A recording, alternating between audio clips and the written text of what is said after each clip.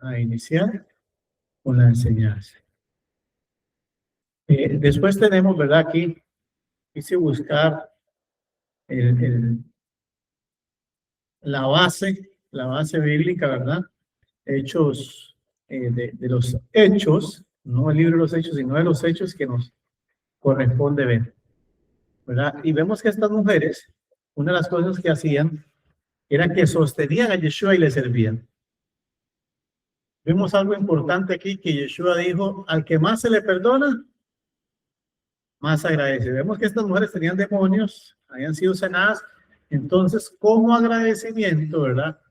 Ya y se dedicaron con sus bienes y con muchas cosas a servirle a Yeshua. Y ahí está relatado. Ahí está relatado. Esto es una gran enseñanza, ¿verdad? Para todos, ¿verdad? Que cuando el Eterno ha hecho algo por nosotros, nosotros debemos de corresponder de la misma manera. Hay gente que le hace muchos favores a uno y le dicen: no, no está en deuda. Pues sí, estamos en deuda. Cuando alguien nos hace un favor, estamos en deuda, ¿verdad? Y lo vemos aquí. Yeshua les había hecho milagros y ellas estaban en deuda y estaban correspondiendo a esa deuda, ¿verdad? Entonces, eso es importante. Dice: solemos pensar que los discípulos hombres como los principales seguidores de Yeshua. Eso es lo que pensamos siempre, ¿verdad? Solo discípulos, solo apóstoles, y eso es lo que tenemos, ¿verdad? Y todo lo que todo el mundo tiene, y a las mujeres relegadas. Pero Lucas nos recuerda que hubo mujeres que fueron sanadas, transformadas y que sostuvieron el ministerio con sus bienes. Dice, pregunta guía: ¿qué nos enseña este pasaje sobre el rol de la mujer en la misión del Eterno? ¿Qué podemos aprender de este versículo? ¿Qué tiene que ver la mujer y qué puede hacer la mujer en la congregación? Recordemos, por ejemplo, hay cosas que son del hombre y hay cosas que son de la mujer, y estamos claros. Pero hay cosas que la gente ha quitado que no son bíblicas, o ha puesto que tampoco son bíblicas. Y tenemos que irnos a la Biblia para saber qué es lo bíblico y qué no es lo bíblico.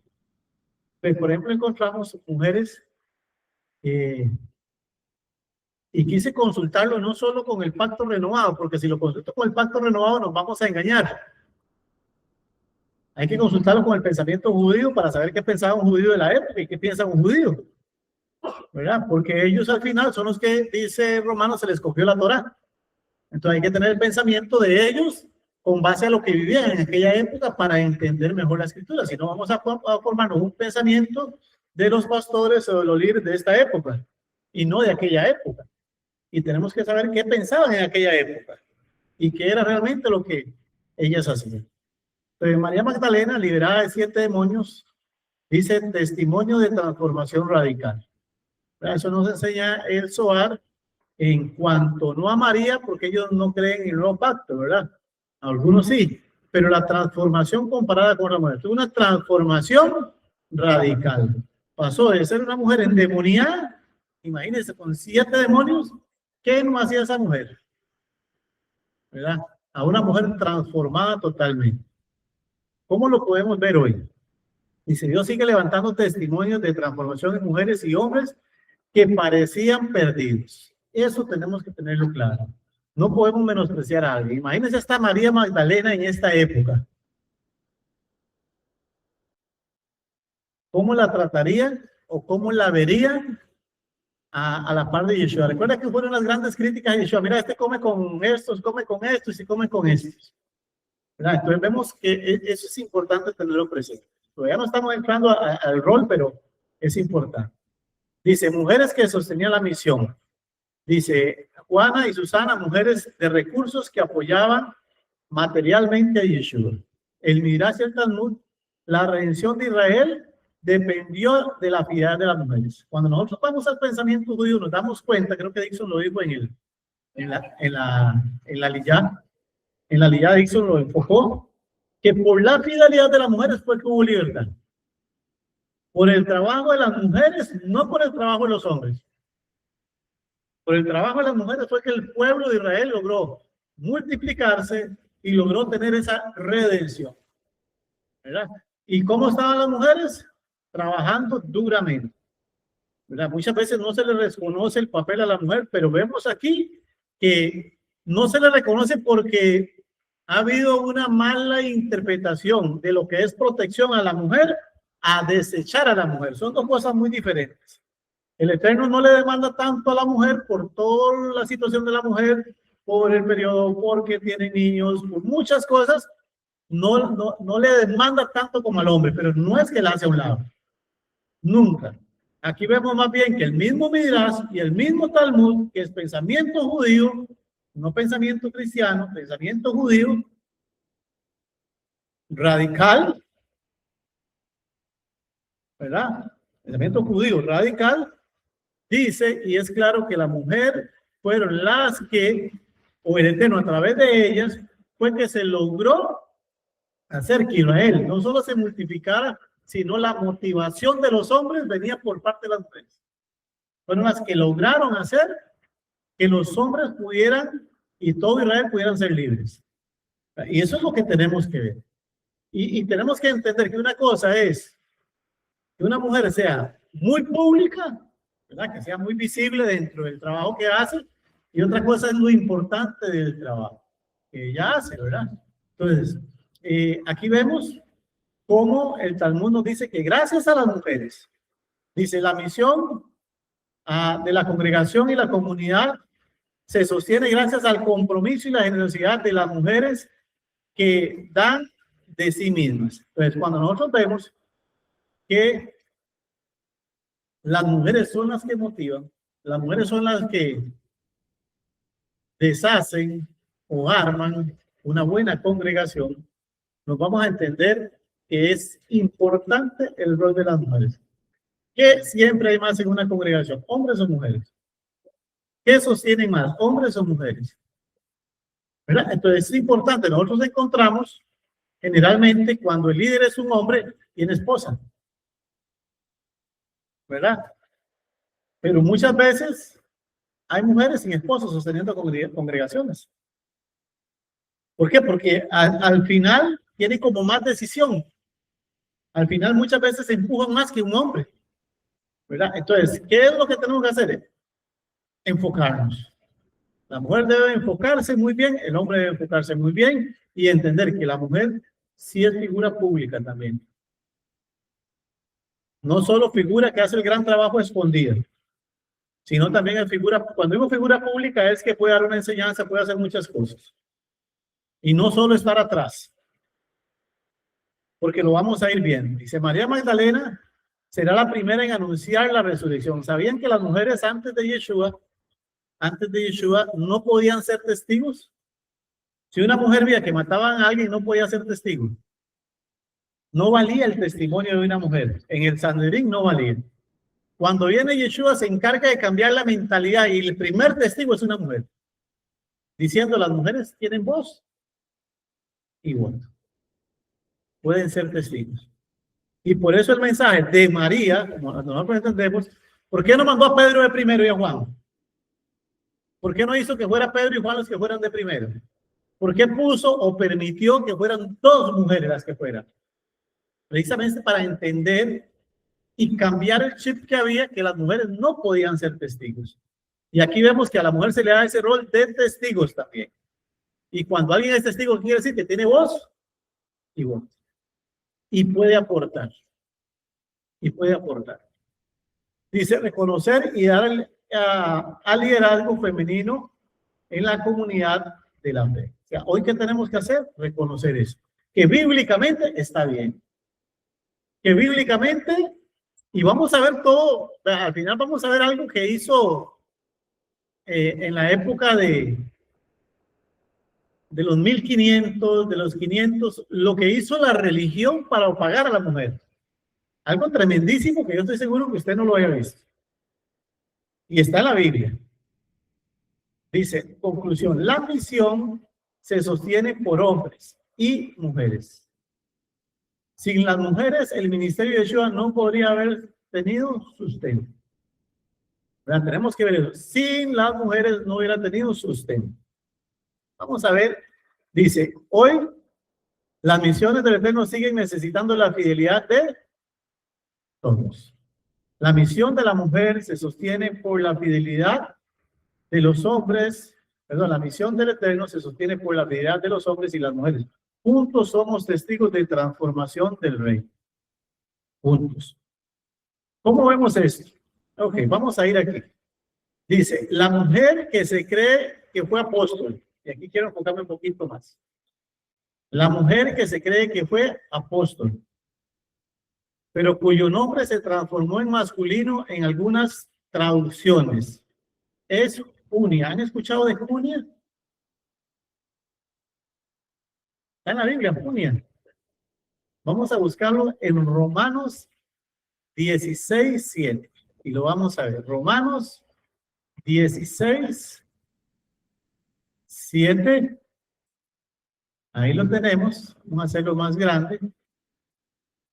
Vea lo que dice Romanos 16:7. Dice, saludad a Andrónico. Ay, nombrecito. Andrónico, a Junias, mis parientes. Pero no solo queda ahí.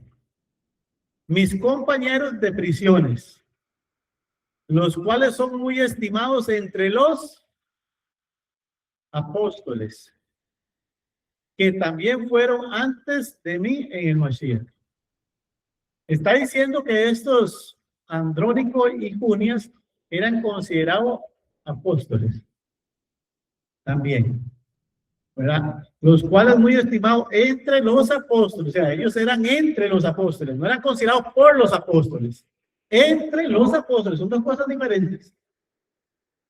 O sea, está contado entre, no por. Una cosa es que alguien lo cuente a uno y otra cosa es que está contado entre ellos. Ellos están contados dentro de ellos. Ok, voy a poner este versículo y vean que aquí dice Junias, con S. Voy a ponerlo en todas las versiones que hay. Aunque sean en inglés, el nombre no se cambia. Esta versión dice Junias. Esta versión dice Junias. Esta versión dice Junias. Esta versión no dice Junias. Dice Junia. Ya hay una cuestión rara. Porque Junias es masculino y Junia es femenino. Junias con S masculino. Con S masculino. Sin S femenino. Aquí, la Corona Jerusalén, que es la versión que acaba de traducir hace unos años atrás en la Universidad de Jerusalén, por estudiosos, no por religión, una Universidad de Jerusalén que está ubicada en el contexto y tiene más, no puso Junias, puso Junia. La Septuaginta puso Junia. A la latinoamericana, Junias. La nueva versión, no sé si es latinoamericana, también Junias. La versión del oso, Junias. Dios habla hoy Junias, pero tiene una corrección ahí. Ya tiene un comentario. Hay un comentario. Versión lenguaje sencillo dice Junias. Palabra de Dios para todo dice Junias. Esta también dice Junias. La de los testigos, Nuevo Mundo, dice Junias. La Nácar Colunga, dice Junias. O sea, vea que ya tenemos problemas. Unas dicen una cosa y otras dicen otra cosa. Como dijo aquella, como digo una cosa, digo la otra. ¿Verdad? Entonces vemos, y quiero mostrarles, hermanos, para que no vean que hay ningún tipo de manipulación, sino que es controversial.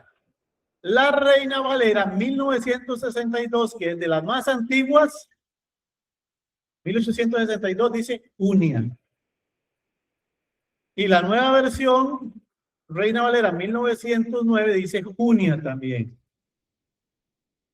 La 60 dice Junias. Y ahí podemos ver la versión oro, es una de las más viejas también. La versión K2 dice Junia. Y vean que hay varias. Esta creo que es Jerusalén, dice Junia. Y si nosotros vamos, vean que más bien muchas dicen Junia y no Junias.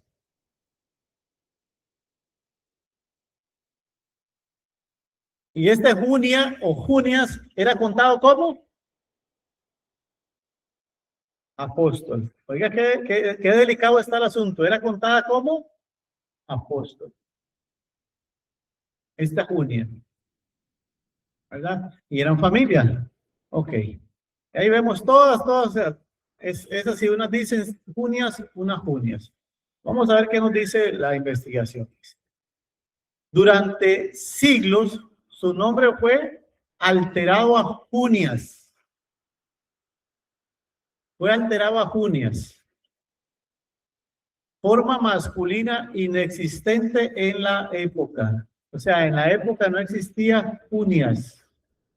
Ahora sí hay un Junias en griego, pero en la época no existía Junias en griego. Es un nombre nuevo, por decirlo así. En la época de Yeshua no existía un nombre masculino que fuera Junias. No existía. Para ocultar o minimizar su papel como apóstol. Pero la mayoría de los estudiosos actuales reconocen que Junia era mujer. Que Junia era mujer. Y fue considerada insigne entre los apóstoles. Y no lo digo yo, ¿quién lo dice? Pablo. Pablo lo dice. Era considerada insigne en los apóstoles. ¿Qué es insigne? Es una insignia. Cuando nosotros vamos a la escuela y nos piden la... Recuerdan, ya no la piden, pero recuerdan que nos pedían que la pegábamos. Una identificación. ¿Qué quiere decir? Que cuando vean a Junia se identificaban a los apóstoles. Que cuando vean a Junia identificaban quién era, y qué creía y qué enseñaba. Eso es lo que nos está diciendo.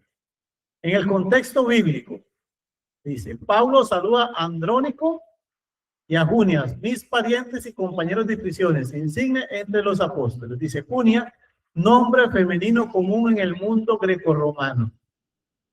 Era un nombre común en aquella época, en el mundo griego y romano. Junias, dice, forma masculina inventada. Inventada en traducciones posteriores, probablemente para evitar reconocer a una mujer como apóstol. Entonces vemos que esto no es del judaísmo, porque ya vimos lo que dice el judaísmo, lo que dice el Talmud, lo que dice el Midrash. ¿Quién tapó eso? La Iglesia Católica. O sea, la Iglesia Católica posteriormente fue la que quiso esconder eso. Pablo nunca lo escondió, los apóstoles nunca lo escondieron, Yeshua nunca escondió el liderazgo de la mujer, nunca hubo esa discriminación hacia la mujer con el liderazgo que pueden tener, sino fue posterior. ¿Qué arrastramos nosotros? Lo que enseñaron los apóstoles, lo que enseñó la Iglesia Católica tradicionalmente. ¿Qué arrastramos? Esa fue la que nos educó. Y muchos me dirán, es que yo soy cristiano evangélico, o fui cristiano evangélico. ¿De dónde viene? La tradición, ¿de dónde viene la enseñanza? ¿De dónde viene la raíz? ¿De dónde viene? De la misma raíz, del mismo pensamiento. ¿Verdad? ¿De dónde sale? Debate histórico. Dice, tradición antigua, padres de la iglesia, y aquí estamos hablando no de judíos, sino padres de la iglesia, literalmente, como Crisóstomo, reconocieron a Junia como mujer y apóstol. Estamos hablando del siglo II aproximadamente.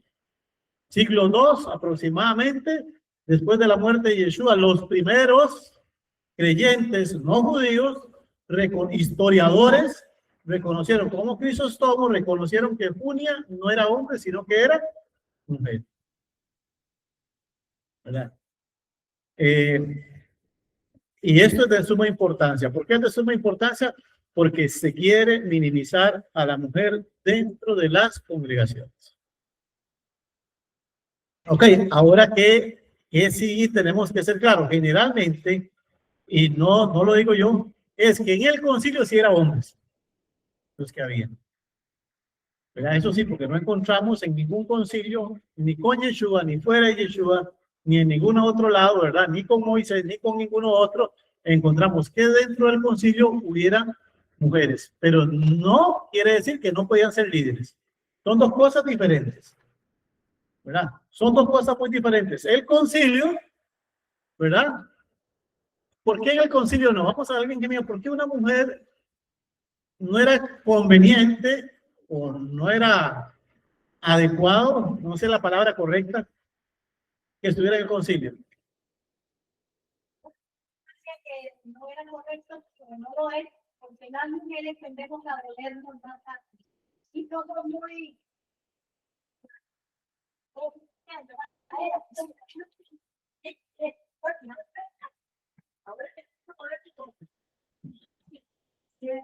Ok, el Eterno lo que está cuidando es la mujer. La mujer es más sensible. Pablo dice, Yeshua dice que es vaso frágil. Entonces, ¿qué es lo que pasa? Al hombre, ya, le dice cosas y rápido se le olvida al hombre. El hombre naturalmente es así. Sino que lo digan las mujeres. Que lo digan las mujeres ya cuando oscurece. ¿Verdad? Que se jaló torta en el día y ya oscureció, ya no pasó nada. El hombre no pasó nada. Ah, pues la mujer sí sigue pasando hasta 3 días después.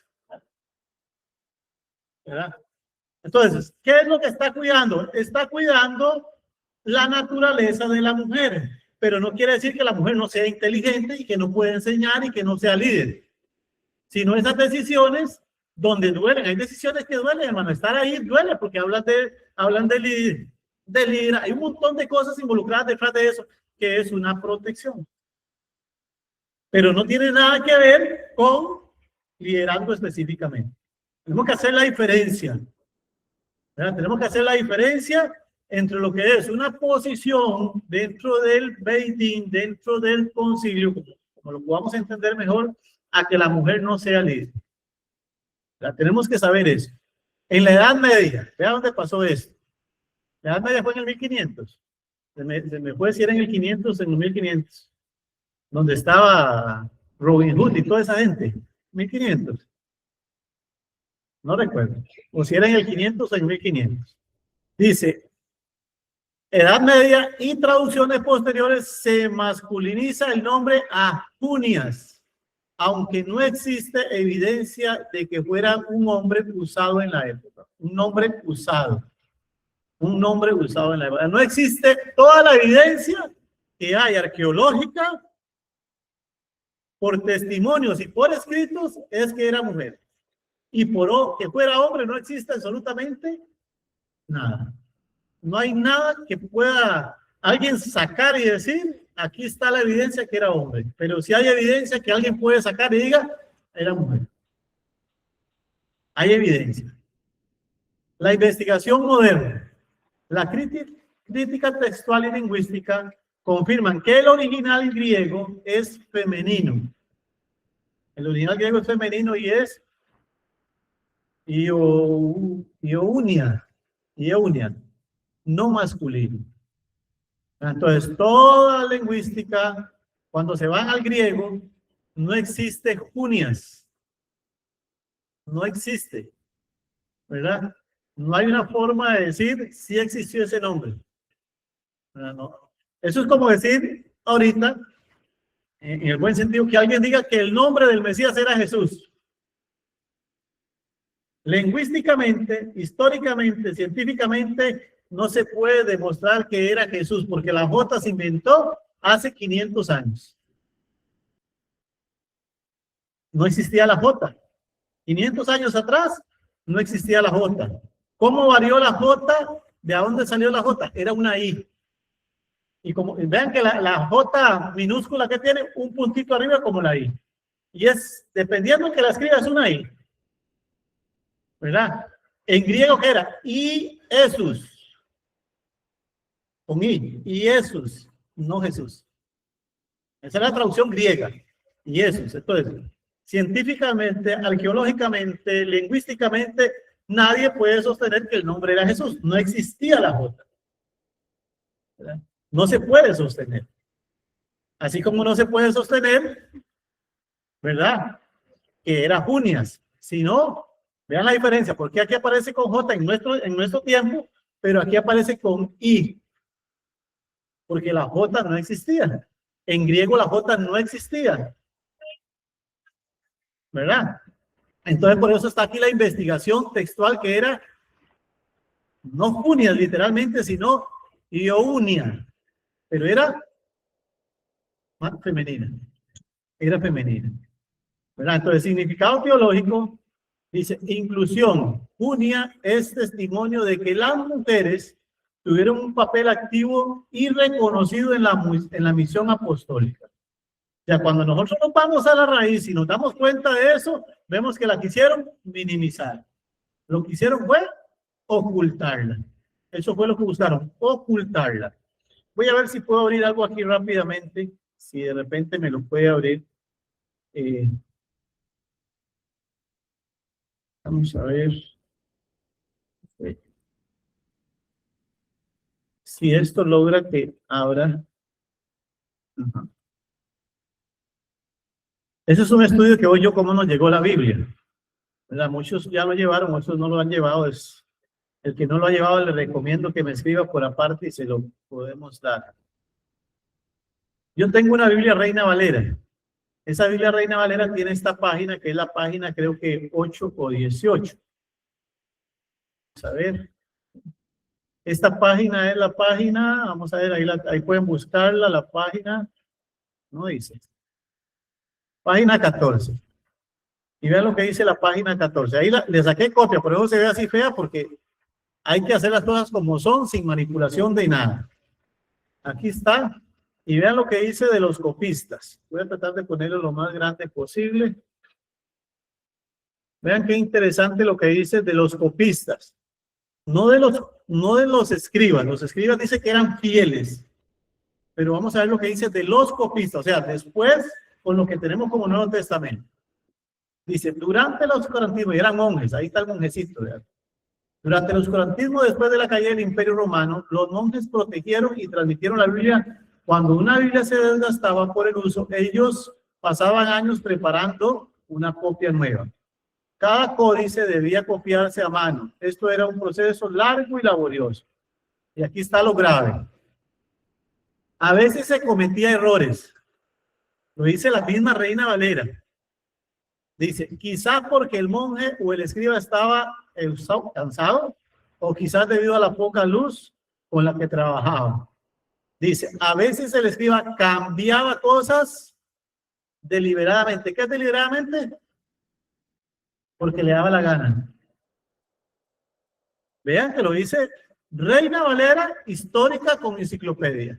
Dice, a veces el escriba cambiaba cosas deliberadamente porque quería poner las escrituras en sus propias palabras o para lograr encajar con su punto de vista.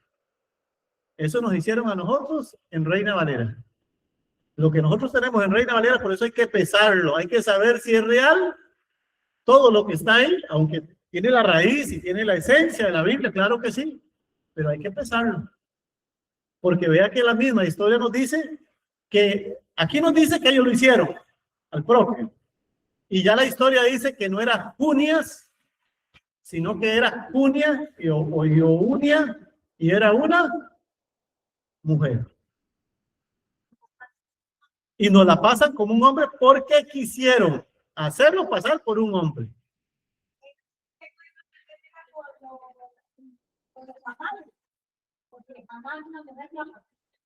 ¿Verdad? Entonces, igual, son cosas que si nos vamos a la escritura no podría haber una mujer papa.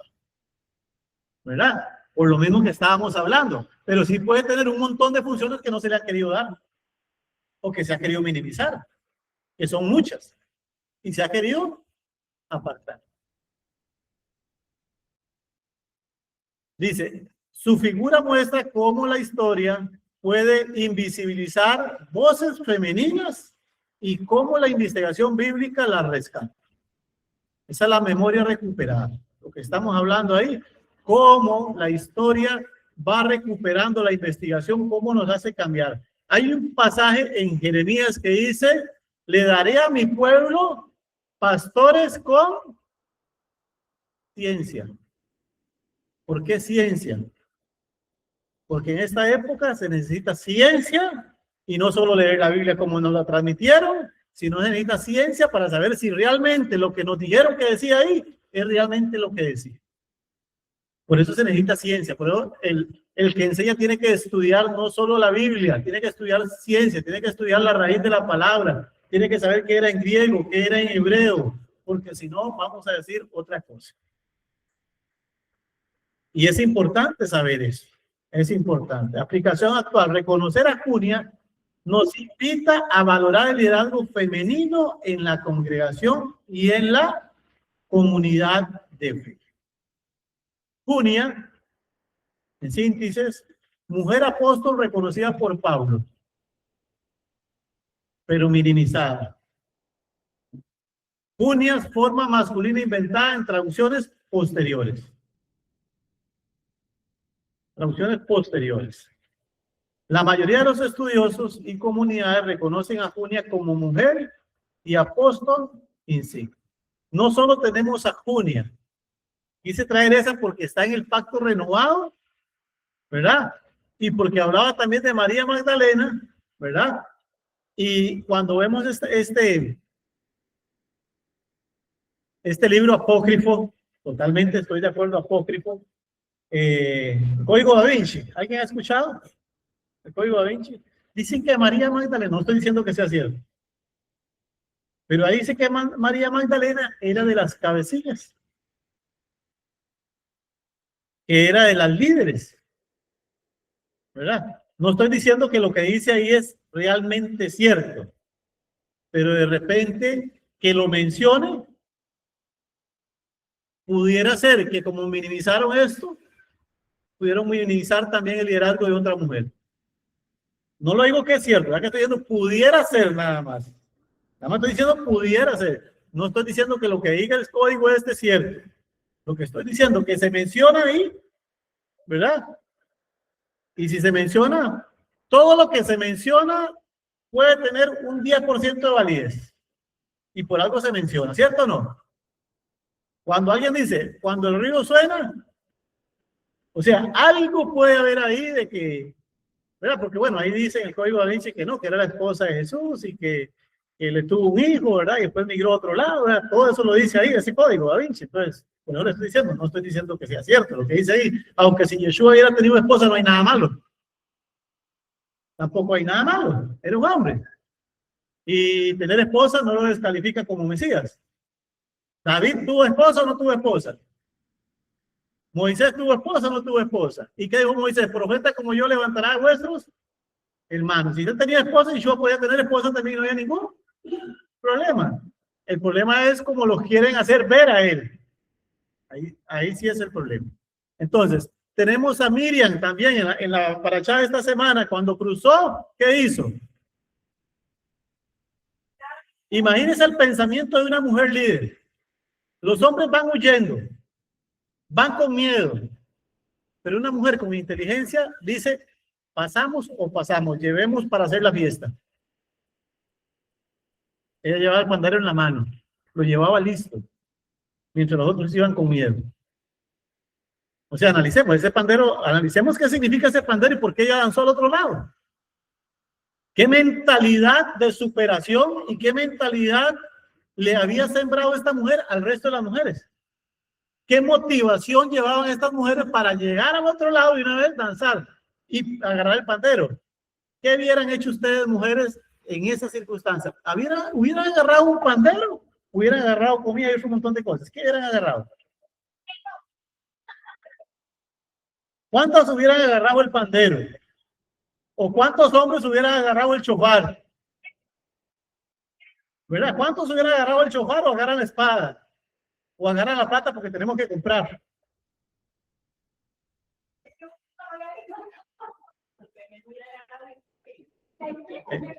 Pero imagínense, por eso les digo, pensemos el liderazgo de esa mujer y que le transmitió a todas las mujeres y a Moshe también.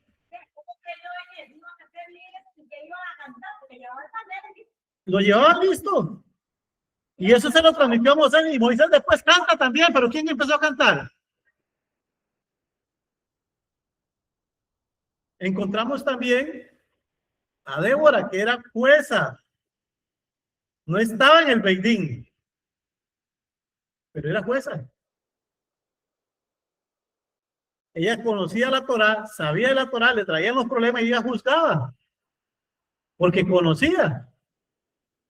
Y estamos hablando que juzgaba no como las juezas de ahora que juzgan a los, no, juzgaba con base a la escritura.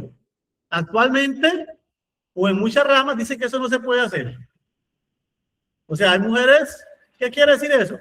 Que era más sabia que todos los hombres de ese momento. En todos los hombres de ese momento, ella era la que tenía la capacidad para juzgar. Y ninguno de los hombres de esa época tuvo problemas para que lo hicieran. Ninguno tuvo problemas. ¿Verdad? Pero recordemos que cuando ella iba a ir a la guerra, no podía ir a la guerra. Entonces, ¿qué le dijo? Barak, yo no puedo ir, le toca a usted. Entonces mandó a Barak a la guerra. Y Barak le dice, vaya que sea a la par mía ahí. Así le dijo, si usted no va, yo no voy.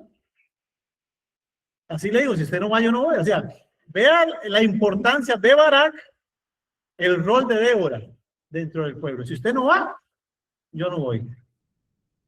Y muchas veces que dicen, no, usted no la necesitamos. O no sirve. O sea, un pensamiento no bíblico, ¿verdad? Un pensamiento equivocado. Confunde lo que es el Beidín, ¿verdad? Lo que es el Beidín con el liderazgo de la mujer. Son dos cosas diferentes. Son dos cosas muy diferentes. Pertenecer al Beidín, al concilio, o la forma de liderar a una mujer. Son dos cosas distintas. Muy, muy distintas. Esa era la enseñanza. Es corta, podemos hablar de muchas otras mujeres, pero ahí está la esencia. Ahí está la esencia, ¿verdad? También tenemos otras muchas mujeres. Por ahí tenemos a Evodia, por ahí tenemos a la mamá de Tito, de Timoteo, a la abuela de Timoteo, ¿verdad? Tenemos a Evodia y Sentique, también era otra mujer que tenía su comunidad en la casa y Pablo la alaba porque una mujer era líder junto con su esposo, los dos juntos eran los líderes, ¿verdad? No solo el hombre, no menciona solo al hombre, no menciona a los dos. Y vemos muchas otras ocasiones donde las mujeres son mencionadas. Vemos ¿cómo se llama la esposa de David? La que le dijo que había hecho ridículo. ¿Ah? Mical. ¿Ustedes saben por qué Mical le dijo a David que había hecho el ridículo? Porque la Torá dice que hizo el ridículo. La ley dice que el rey no podía hacer eso.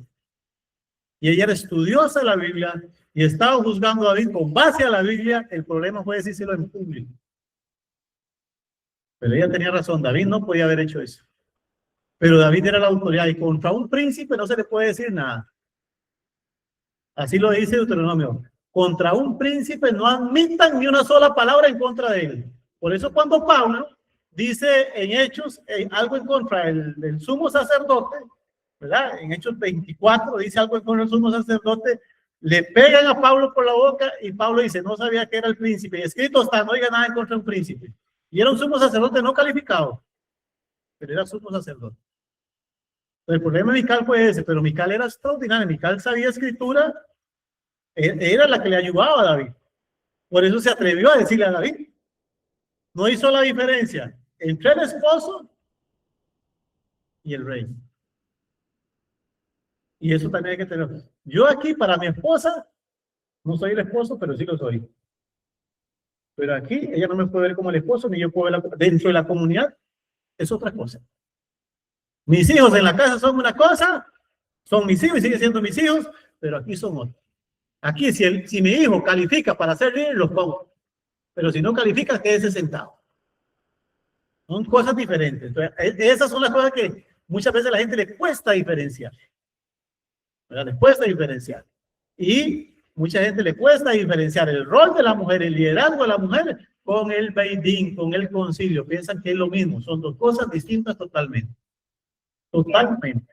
veo que han interpretado muchos hombres y que en realidad una mujer han malinterpretado la parte de vaso frágil. Un vaso frágil no dice que es inútil, es delicado, pero si lo vemos bien, es especial también. Pero a veces nos ven como inútiles. Voy a abrir un toquecito para las preguntas. Hermanos, hermanas, no sé si alguien tiene una pregunta, después voy con las preguntas aquí. De los que están conectados, si alguien tiene alguna pregunta, algún aporte, y después vamos con las preguntas aquí.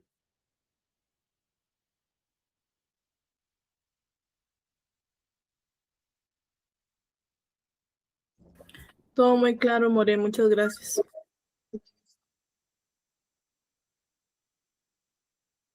Si alguien tiene alguna pregunta, si no, entonces vamos a las preguntas aquí. Entonces vayan meditando ahí. ¿Qué iba a decir usted, Débora?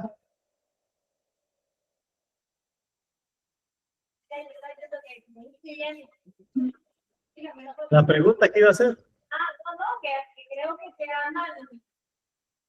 se ha malinterpretado lo que es vaso frágil y que, o sea, muchas veces no voy a decir que aquí, yo no quiero que ningún hombre esté así. Muchos hombres piensan que la mujer es inútil y sacan este pasaje. Cuando vemos algo frágil, es algo delicado y apreciado. Normalmente los frágiles están especiales, están delicados, cuando tengan cuidado porque son frágiles, pero eso es algo muy especial. Pero el versículo no dice eso. No. Vaso más frágil.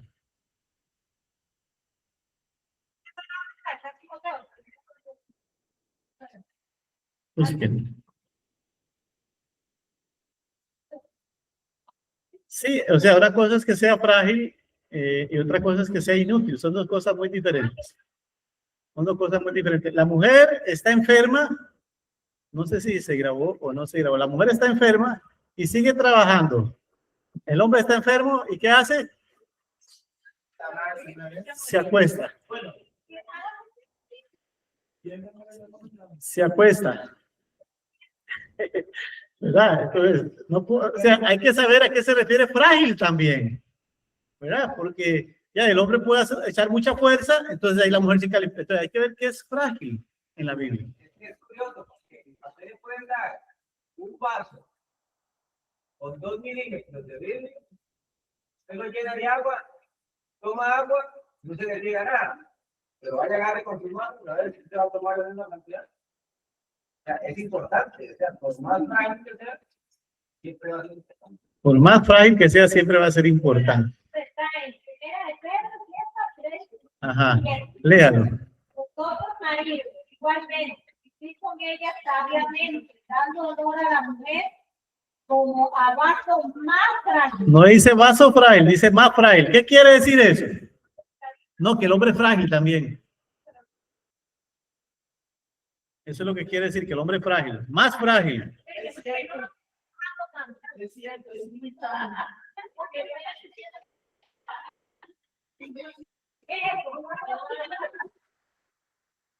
No dice que el hombre no. Dice que la mujer es más frágil. Y si es más frágil, ¿qué quiere decir? Que el hombre es frágil también. Ahí está la respuesta. ¿Por qué nos ponemos, por qué nos vamos a acostar pero tenemos gripe? Así que no nos critiquen. Sí, pero pues somos frágiles también. Somos frágiles también. ¿Verdad? Somos frágiles también. Pero ellos dicen más frágil. El hombre es frágil también. Así que, ¿verdad? Hay veces que piensan que el hombre no, también es frágil, pero la mujer es más frágil. Vean cómo leemos de mal. ¿Cuántos habían analizado esa partecita más frágil? Todo el mundo lo leía frágil. Solo frágil, solo leía. Vean cómo una palabra cambia todo. Con leer mal, una pequeña palabra más, con brincarnos más, ya formamos otro concepto. Qué bonito eso que está diciendo, porque, bueno, no es mi caso, pero uno ve muchas mujeres que son muy groseras con el esposo y dicen, usted es hombre para él. Y también él tiene sentimientos. Claro. Claro, hay veces que agarran ese versículo para darle uno a los hombres. Usted no es hombre, usted aquí, usted allá, usted no. La Biblia dice que es frágil, ¿verdad? Y hay mujeres también tengan cuidadito, traten bien al marido, chinelen un poquitito también, ¿verdad? ¿Algún otro aporte o alguna pregunta? Si no, ahorita damos chance a los hermanos que están conectados. ¿Están escuchando, hermanos, los aportes de aquí? Sí. ¿Se escuchan ahí el que cuando hablan aquí? Sí, claro, More. Sí, claro. Bueno, Che. ¿Raquel iba a decir algo? No. Yo vi que alguien aquí ahora de Judy, ¿no?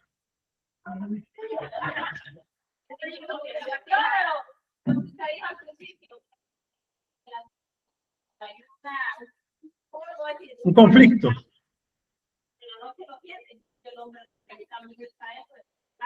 Es más frágil, sí.